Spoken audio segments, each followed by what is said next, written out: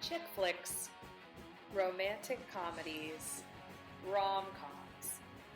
You love them, you hate them, but we are here to eviscerate them. Welcome to the RomCom Killjoys podcast. I'm your host, Jonelle Walker. Now, let's get on with some feminist joy killing. Welcome back to the show, everybody. This very special episode of RomCom Killjoys is about a film that you may not think of as a rom-com, but does technically meet the standards, the generic and formulaic standards of a rom-com. It covers topics like mental illness, the Philadelphia Eagles, and dancing. And with all of these topics in mind, the perfect person to discuss these things is my good friend and colleague, one of my favorite dance partners, Dr. Les Gray. Les, will you introduce yourself? Yeah. Okay, so I am a doctor now, as of this past month. I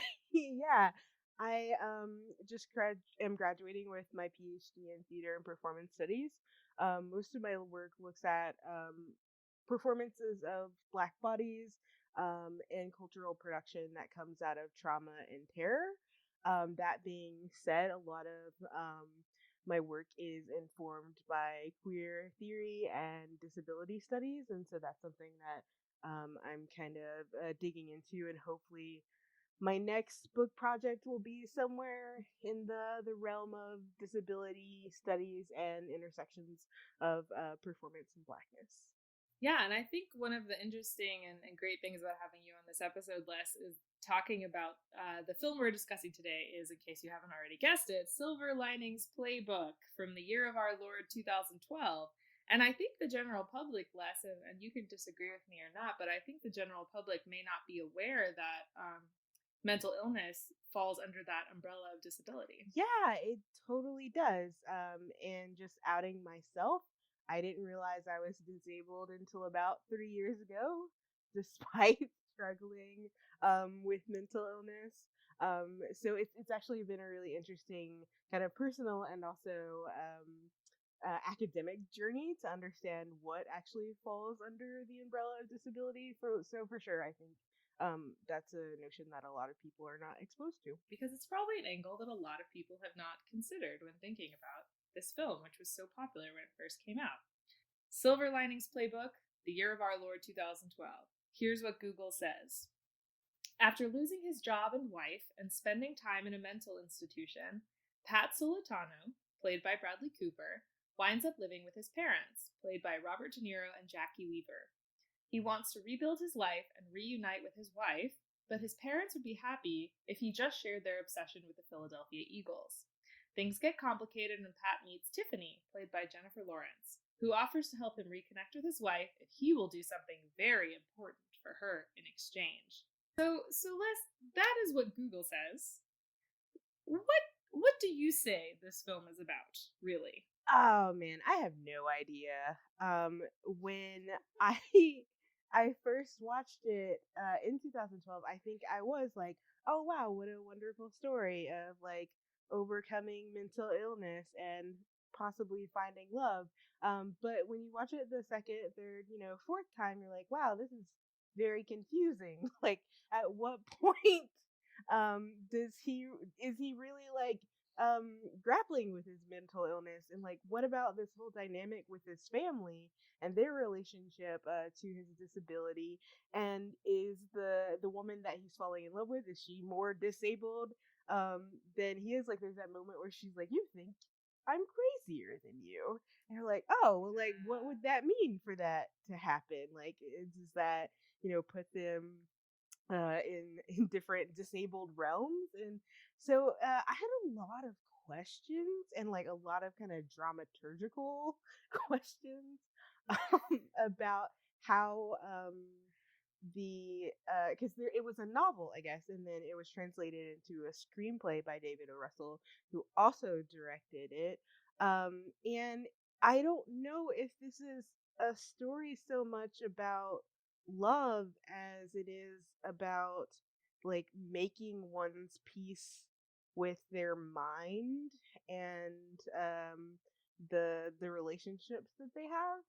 So I was thinking very much along the same lines, and I kind of wonder, like you said, from a dramaturgical perspective, I mean, what is the significance of a story about making peace with one's own mind, taking this sort of not a perfect rom com format, but we do have two characters who have a kind of uh, fatalistic meeting, develop a relationship, have obstacles, and then in the end get together. So, what do you think is the significance of that making peace with your own mind story taking a rom com type form?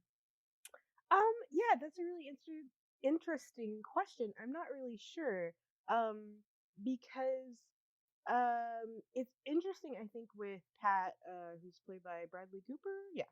Um, that like his family is kind of constantly making interventions on his behalf, and it's like, oh, don't do this, you're gonna go back to Baltimore. Don't do that, you're gonna go back to Baltimore.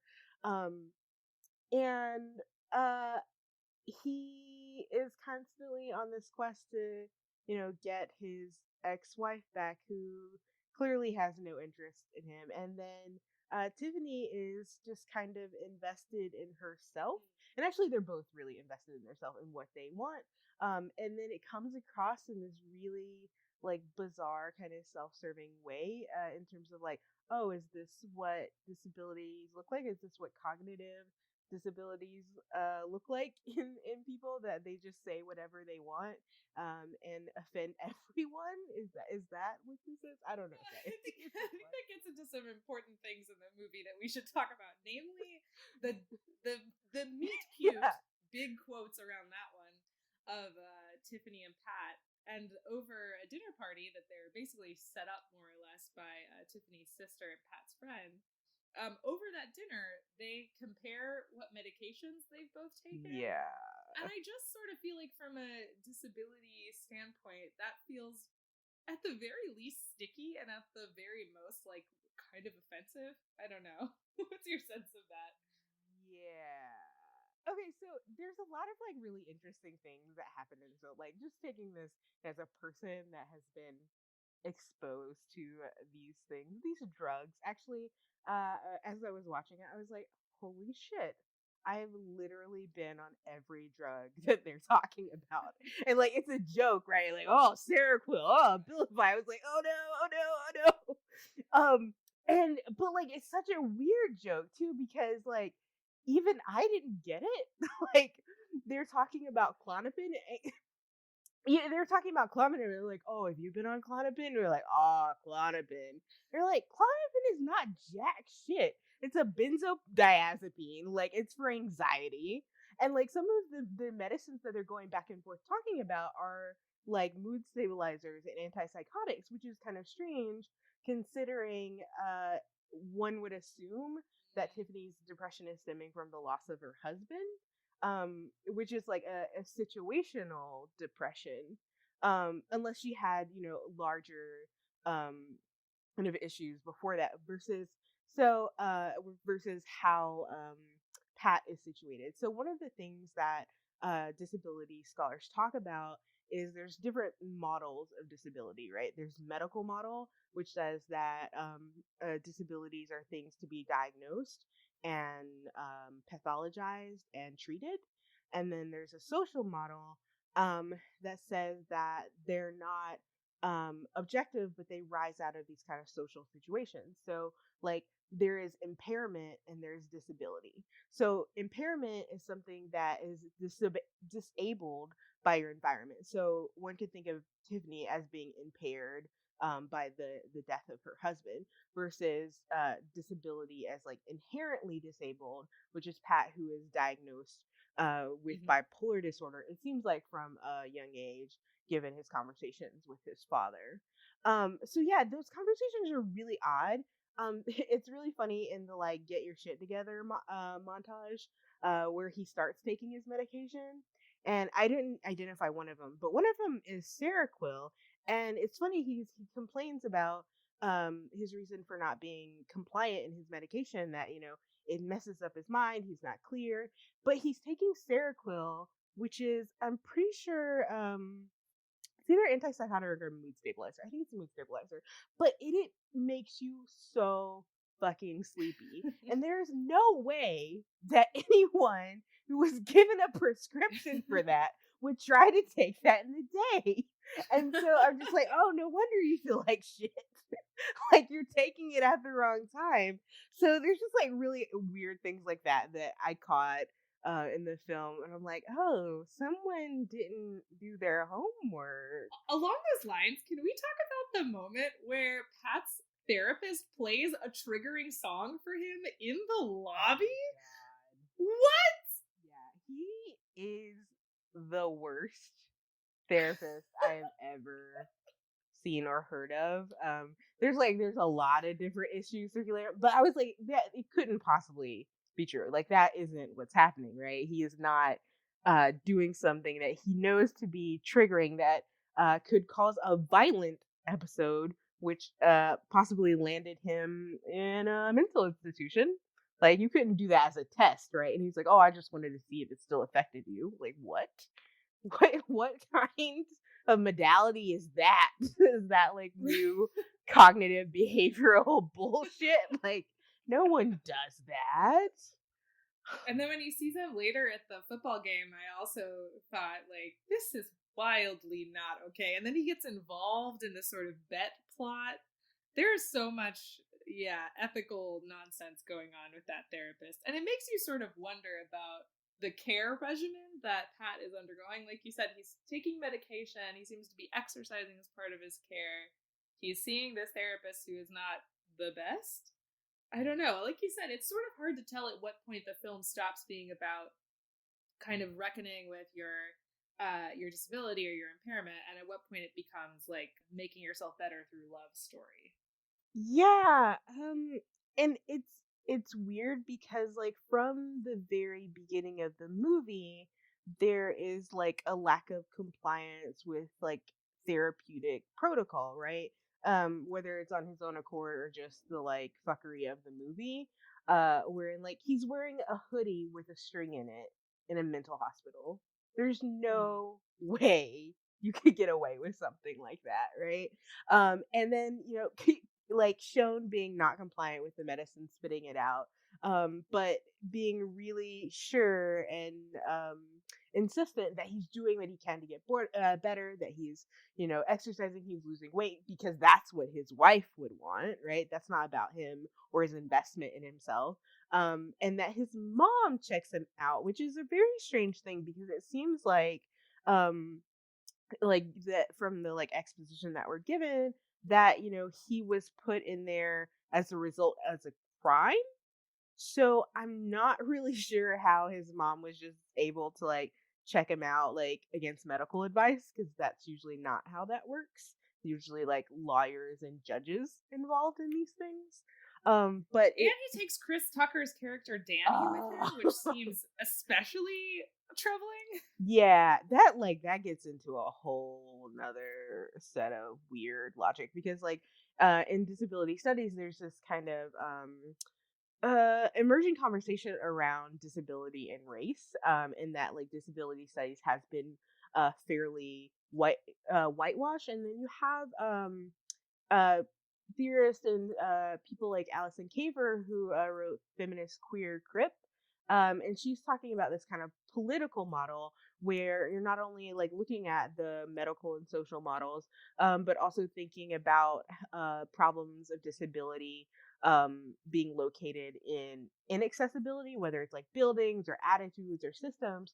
And so when you take that into account, like the way that Danny's disability is treated is like he is constantly being criminalized, despite the fact that his problem is addiction, which like we generally say like, oh, like this is not a choice, like this is an illness, right? But when it comes to him, he sneaks out one time and then he sneaks out another time, but he has this like language around the system that he is entrenched in, right? He calls him like a jailhouse lawyer or something like that. That he's very aware of the language that circulates around him, to the extent that he can manipulate it enough to get out, which is like fascinating. I also think with Danny's character, there's a very bizarre, in my opinion, scene. And I want to get into this with you because we're going to get a little intertextual. Hang on, everyone. There's that scene where Danny shows up at Tiffany and Pat's dance rehearsal. And he is not satisfied with how Pat is dancing. And he gets in and starts dancing with Tiffany. And he instructs Pat to, quote unquote, black it up a little bit. And I was immediately thinking about how this movie has some resonances with the film Dirty Dancing. Yes. Which very famously, Patrick Swayze's character basically teaches Baby how to dance using the black social dance that he learned from his coworkers and the like close hold social dancing. So it almost felt like this movie was sort of rectifying how weird it was that the black characters in Dirty Dancing don't really participate in the teaching, at least in any scenes that we see. But it also felt a little bit like, why is Chris Tucker showing up here to have a scene of teaching you how to dance and then saying peace out, bye-bye? Do you know what I'm saying? Yeah, it's funny because when I first started social dancing in, super duper white Oregon, people would talk about blues dancing. They're like, oh yeah, it's like the dance that they did in Dirty Dancing. And in retrospect, I'm like, wait, what? Like, that is not the reference point that we should go back to. The white people that stole the black people's dance as they're stealing it. Again, like, it's a very strange kind of transfer of embodied knowledge. And yeah, so that moment where he has showed up to transfer this knowledge to them is very strange, because it falls for me like just short of a magical Negro. Like, if we hadn't had that moment in the car where he's like, oh, I was a x-ray technician and I had access to these drugs and it was a problem, and like, that's all we know about him. That's it. Yeah. And so he shows up to help move the plot forward, to help, the white people get their black back.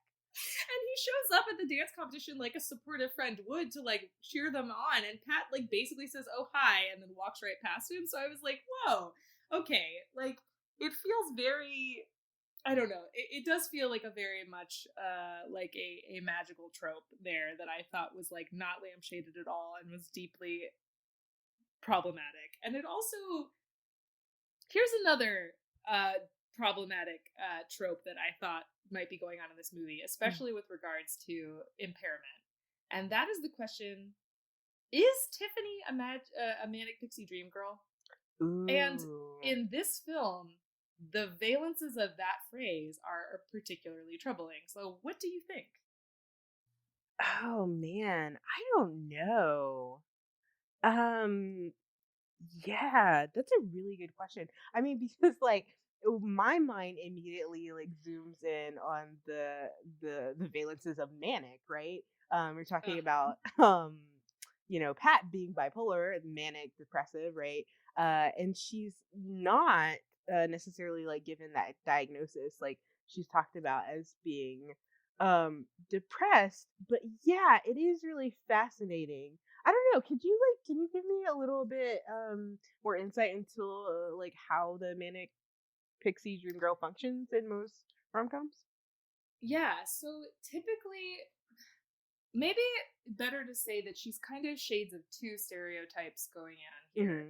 One is the manic pixie dream girl in the sense that she whirlwinds into a man's life, has personal struggles that are part of her connection with the man in question. These personal struggles are among the only things we know about this person, and that she is inherently sort of sexually free, that she's kind of a free spirit that changes his life for the better. But she's also, in some sense, a cool girl because she has the whole scene where she talks about sports and she drinks beer and she sort of like embodies that case. But with the Manic Pixie Dream Girl in particular, it's interesting because, as you say, what we hear about is that she's experiencing grief and that she's been experiencing depression. But she also says that part of her kind of impaired way of interacting with the world after her husband's death is this like hypersexual behavior. which I know is sometimes associated with mania, but not always. So I don't know, it just really struck me that if you have this phrase, the manic pixie dream girl, to have her show up in this film maybe and actually be struggling with, if not sex addiction, then like hypersexuality. I don't know, I'm struggling with it. Yeah, it's an interesting like little place for fodder because it kind of her hypersexuality less seems about the depression and more like the antithesis to the problem that caused her husband's death. Right? She Yes. stopped having sex with him. He goes to Victoria's Secret. He gets hit. Um and so that's a really kind of like interesting intersection because yeah, a lot of times we associate hypersexuality with manic episodes. And so it's interesting to me, there's this moment when they're in the diner and she's talking about like she had sex with all these people and then he's like, how many? 11. Okay. And they keep going back and forth and he keeps acting like he's going to end the conversation there, but he keeps actually pushing a little bit further. Are they women? Like, and it reminded me of there's a really interesting theorist scholar named Robert McCruer, and he talks about queer theory and crypt theory. And one of the questions that he asked in his book is, what would it mean for the disabled body to be desired, right? A lot of times we think of disabled bodies as being like abject, those things over there, don't look at them, don't touch them. And in this moment, he like is articulating a kind of desire, not just like for information, but also like maybe possibly imagining her in this situation. So yeah, I think that would definitely play into employ those kind of tropes of manic pixie dream girl, but in a way that he draws them out of her. I wonder too, then, keeping all of this in mind, because I think my fear with this movie is that its underlying thesis, or at least an underlying thesis that you could walk away from it with, is that two people who are struggling with mental illness, if they come together, can help heal each other through the power of love and understanding.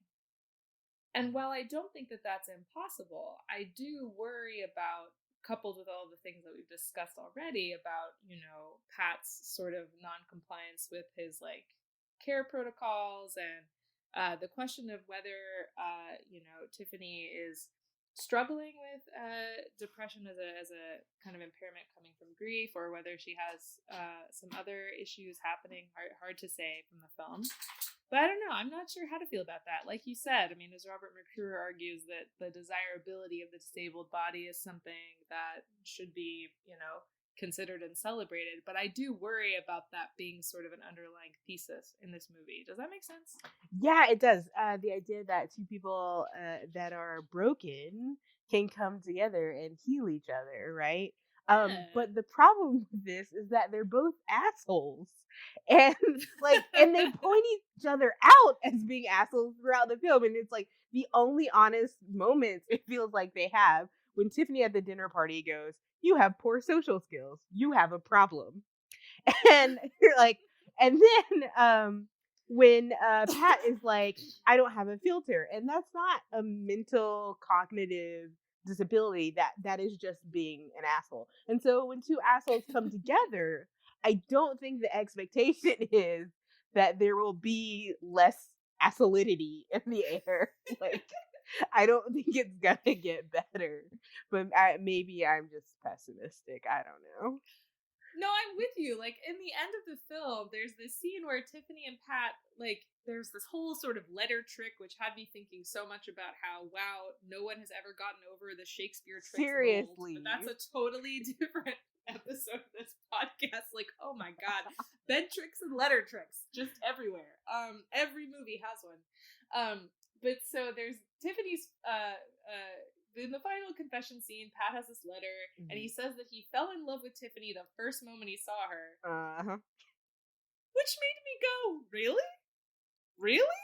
I don't know if that's true. I don't know if I buy that. And if I did, I don't know if I'm concerned. As you said, I'm concerned about the future of this relationship between two people who are kind of assholes and have some problematic dynamics in their engagements with each other. The least of which is a fake letter from his ex-wife who he's very triggered about. Yeah, that like in to me it just seemed like such a disingenuous moment and like a like mental illness deus ex machina of like I was only acting a fool because I have this disability that makes me do that, but in reality I was in love with you and that's why I did that. Yes, I kept thinking about how in Western culture, especially like Anglophone cultures and traditions, because of the way our language works, Mm-hmm. there's all of this associate like symbolic overlap between the symbologies of love and the symbologies of madness or Mm-hmm. mental illness, like images of the moon, images of night, images of sort of abandon, physical abandon. Mm-hmm. And in that moment where they're confessing their feelings for each other, I felt that very strongly of, are we just confused? Like, are we just confused about the difference between love and, as you said, like making peace with your own mind? Yeah, I mean, and there's like this idea that I think is a trope of rom-coms of like love makes you crazy. You know, like it makes you Mm-hmm. do these things that don't make sense. In this film, it's like bipolar makes you crazy, and makes you do these things. So, but even the things that he's doing don't really make sense. They're not really consistent to even his own diagnosis. And then when you bring in like his family and the people surrounding it, it's like everyone could be diagnosed in this movie with something, right? Like Mm-hmm. he's bipolar, Tiffany has depression, his dad has OCD, his mom has anxiety. Like everyone has something going on. And even his friend, who talks about having this wonderful job, but Mm-hmm. also feeling crushed by it. Um, yeah, fascinating. Yeah, like the thing with Pat's dad and his OCD is really interesting too, because it, not unlike sort of Tiffany's like hypersexuality and depression, and not unlike sort of Pat's like quote unquote like non-filter problem, which it's hard to tell honestly, like you said, if the film is saying that that's a product of his bipolar disorder, it does seem like he's just an asshole. But at any rate, Pat's dad, though, his belief in the signs and following the signs is sort of put forward as like this beautiful romantic idea, but it could also be a symptom of his OCD. But then I sort of wonder, like, but can it be both this like beautiful symbol and also a symptom of his OCD? I mean, what do you think? Yeah, I know. That's a really great question. I mean, I talk to my students because I'm like teaching this trauma and terror class, and I'm like, you should really resist pathologizing characters because sometimes they can just be like an easy way out. Like, oh, they have PTSD, that's why they did that. Okay, we don't have to talk about it anymore. And I think on the outset, like, yeah, Robert De Niro's character has OCD, but I think part of what the movie tries to do is point those signs not to like a compulsion that's necessarily um like a biologically inherent one, or almost like not even disorder but an attempt to form a relationship with his son, and using so part of OCD, a lot of people think of the obsessive part, washing your hands, doing all these other things, but the compulsion, it has a reason behind it, right? It's like I have to do this or my house could catch on fire, I need to check this 5 times or my mom could die, right? And so I have to like organize these things, I have to put the remote here, so I can maintain some kind of relationship with my son, because as he admits, he did not pay him the same kind of attention that he paid his older brother, because he didn't know how to connect with him. So yeah, I don't know. I honestly really don't know what Silver Linings are, and I don't really know what Excelsior is. I feel like I missed the boat on something because it gets brought up multiple times, and I'm still like, I don't understand what's happening. Yeah, it does it sort of points to like another problematic thesis that you could walk away from this film with, which is like, don't worry, like everyone who has a cognitive impairment or disability has a silver lining, which is like, sure, but also not. Yeah, and it like, and for most of them, it tends to be women, right? Like Mm-hmm. the Robert De Niro has his wife, and in the end, Pat gets Tiffany, and his friend has whatever Veronica. Yes. And so like everyone's kind of it feels very Shakespearean. Like everyone gets paired off except for Danny. Like what a surprise! Like so yeah, no, that is super super fascinating. Um Oh, can I tell you like fun fact? Yes. We've discussed this a little bit, but I had to go back and make sure it was as awful as I thought it was. Oh no. So as part of this outpatient program, we had to watch not Silver Linings Playbook, but the making of Silver Linings Playbook. Which, if you are annoyed with Silver Linings Playbook, this is much much worse. So like it's really interesting because the way that these actors talk about disability and mental illness allows you to see that they have very little insight into disability and mental illness. And it's really funny. Jennifer Lawrence is like, these little um quotes where she's talking about like seeing Bradley Cooper in this waiting room, and you see it in his eyes that he doesn't want to be like this. He's a prisoner in his own mind. And then like she says it again about Tiffany. Like you can see in her eyes, and I was like, why do you, like what is the emphasis on looking in people's eyes and understanding like their mental facilities and their like inner turmoil? Like that's not how that works.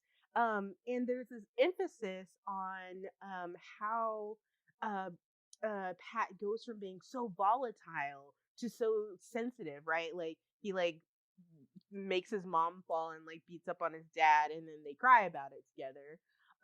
But then like you kind of take a step back and look at the person who's saying that, which is David O. Russell, which fun fact is the director and is a known asshole.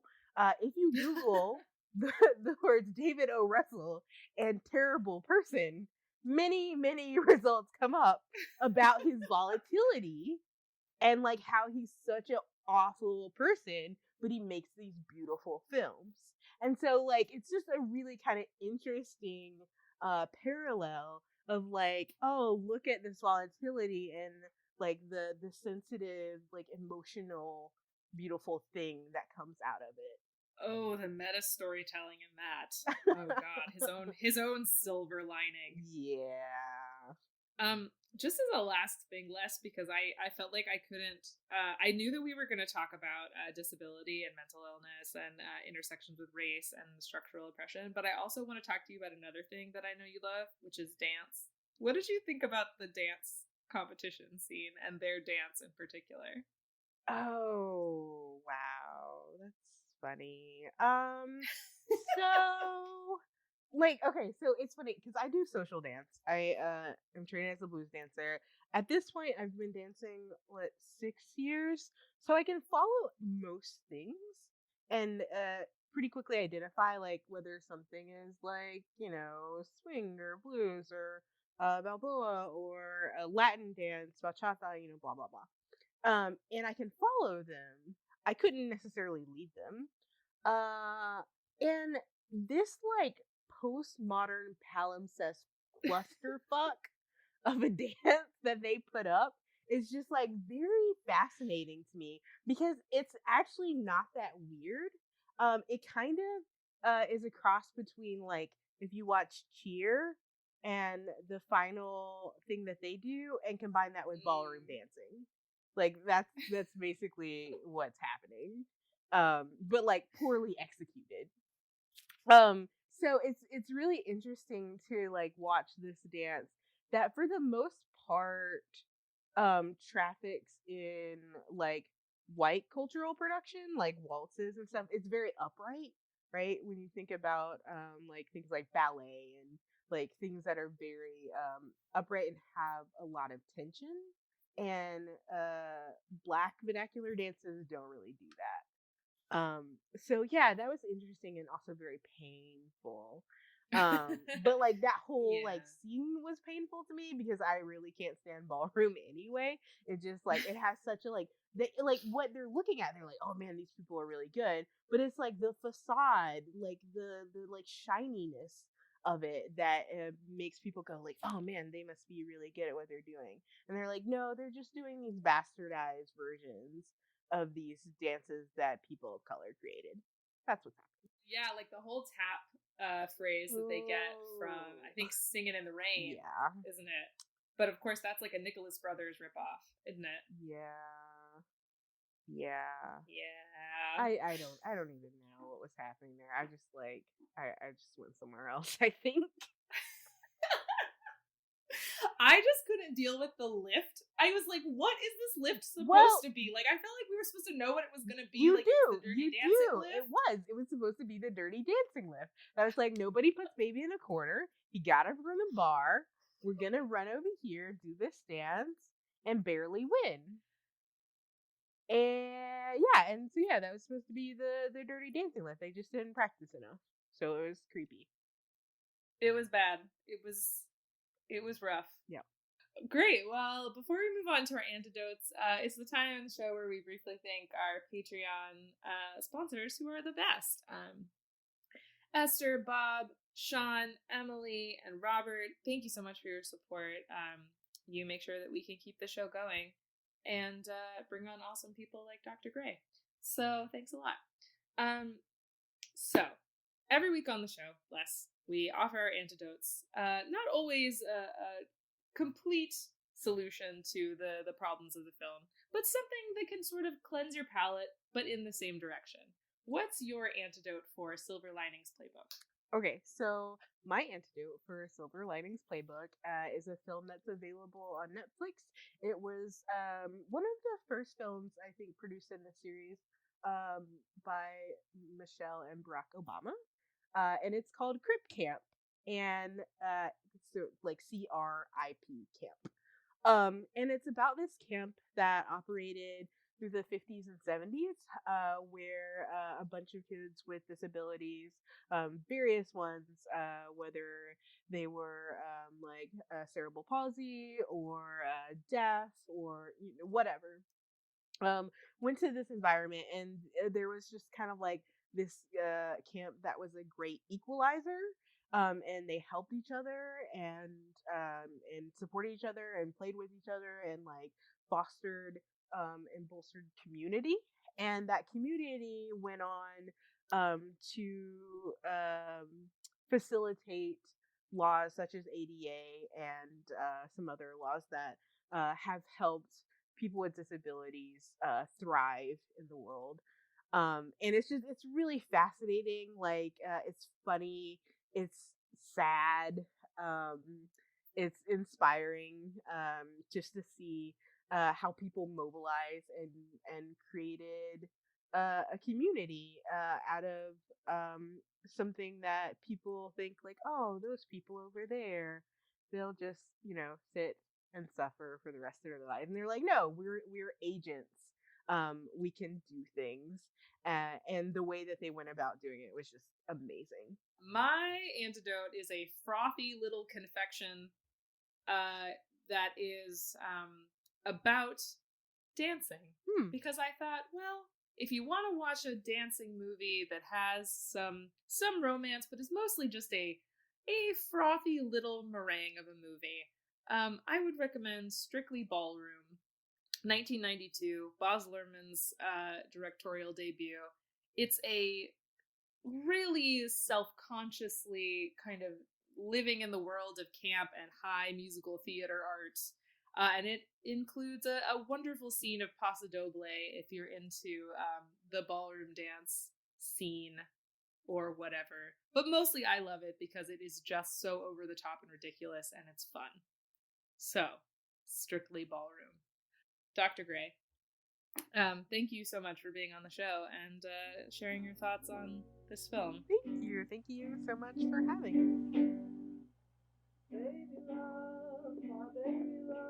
Thank you for listening to the RomCom Killjoys podcast. If you liked this episode, make sure to follow us on Facebook and Instagram at RomCom Killjoys. And if you'd like to support us further, you can become a patron at patreon.com/romcomkilljoys to gain access to exclusive bonus content. Our theme song is Lady Slut Hitchhike Love by the band A Giant Dog. And the song you're listening to now is a cover of one of my favorites, Baby Love, by Colin Langanis. Remember, Killjoys, don't let anyone kill your joy. Not a rom-com, not me, not anyone. See you next time.